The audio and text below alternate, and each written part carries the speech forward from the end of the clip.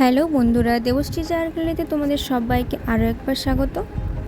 তোমাদের অনেকের মনে প্রশ্ন থাকে যে মুকুটের দাম কিভাবে নির্ধারণ করব। তো তাই আজ আমি তোমাদের এই ভিডিওর মাধ্যমে আমার কিছু মুকুটের কালেকশান আর মুকুটের দাম কিভাবে নির্ধারণ করা হয় সেটাই তুলে ধরব। মুকুটের দাম মেনলি নির্ধারণ করা হয় মুকুটের ডিজাইন এবং সেই মুকুটিতে কতটা মেটেরিয়াল ইউজ হয়েছে সেটি তো থাকেই।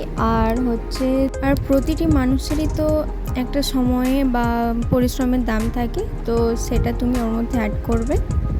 তো এই তিনটে জিনিস মিলেই একটা মুকুটের দাম নির্ধারণ করা হয়।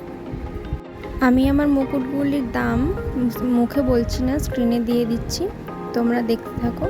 এবং তোমরা যদি কেউ এইখানের মুকুটগুলো অর্ডার করতে চাও তাহলে স্ক্রিনশট নিয়ে কমেন্টে বলো যে আমি এটা অর্ডার করতে চাই, এবং তারপর ওই স্ক্রিনে দেওয়া নাম্বারটিতে কল করে অর্ডারটি কনফার্ম করতে পারো। আমার এই মুকুটগুলি অলরেডি ডিসপ্যাচ হওয়ার জন্য তৈরি হয়ে গেছে। তোমরা যদি তোমাদের স্পেশাল দিনের মুকুটটি আমার কাছ থেকে নিতে চাও তাহলে ওই স্ক্রিনে দেওয়া নাম্বারে কল করো এবং আমি তোমাদের ওই স্পেশাল দিনটিকে আরও স্পেশাল করে তোলার চেষ্টা করব।